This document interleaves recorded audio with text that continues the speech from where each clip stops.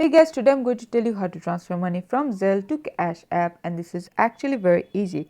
Since Zelle does not do a direct transfer into Cash App, what you need to do is link one bank account to Cash App and link the same bank account to Zelle. So at first head over to Cash App and then click on the banking tab and then click on linked accounts and then choose what account you want to add. Put in all of the information and it will be added. Do the same thing for Zelle.